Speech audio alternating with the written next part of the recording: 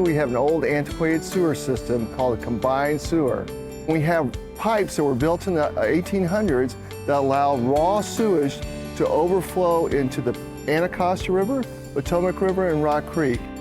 Today, we're getting a tour of a tunnel system we're building to capture that sewage to keep it from going into the Anacostia River.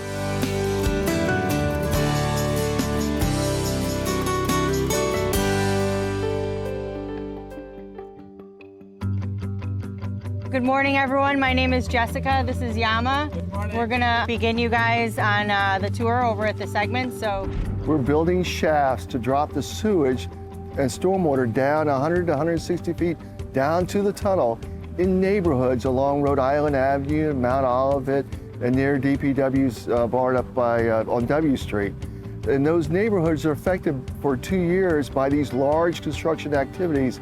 And people don't get to understand what the significance of all that construction work is until you get down to the tunnel. Those round things that are bearing onto the segments, those are what's called the thrust cylinders.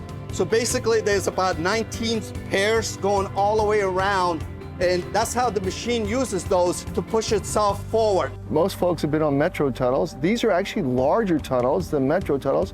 Metro tunnels are somewhere between 18 and 19 foot diameter. We're actually building 23 foot diameter, and we go underneath the metro tunnels. The conveyor belt here, basically, it's running when we're mining, so that all the excavator material coming out of the tunnel, the conveyor belt is going all the way to the top of the surface.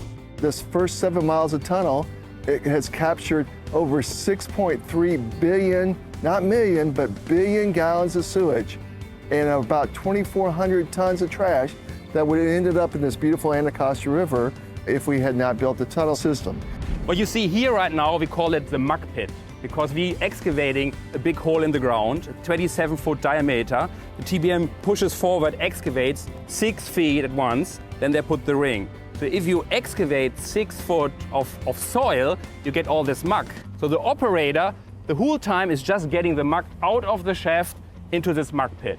It's a win for all the neighbors and all the citizens up in the northeast part of the district who have experienced flooding for years and years.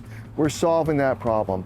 We're also solving this long-standing sewage problem for 150 years that the Anacostia River has been enduring. We're going to take this problem off the table.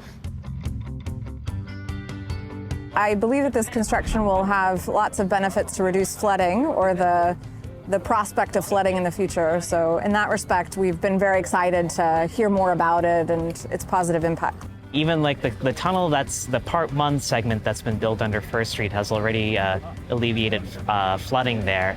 It makes my heart so happy that we are building these tunnels to kind of curve that runoff going into the streams. The biggest takeaway is that DC has had a swim and fishing ban for decades, and if the projected goal of, I think, 2025 or 2030 to get the Potomac and Anacostia swimmable and fishable is going to happen, big projects like this need to happen, so this is a huge step in the right direction.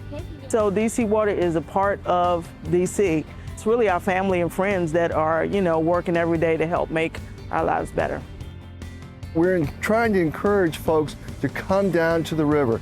It's a magnificent river, and we're taking it and we're transforming it from an eyesore into an asset for the community.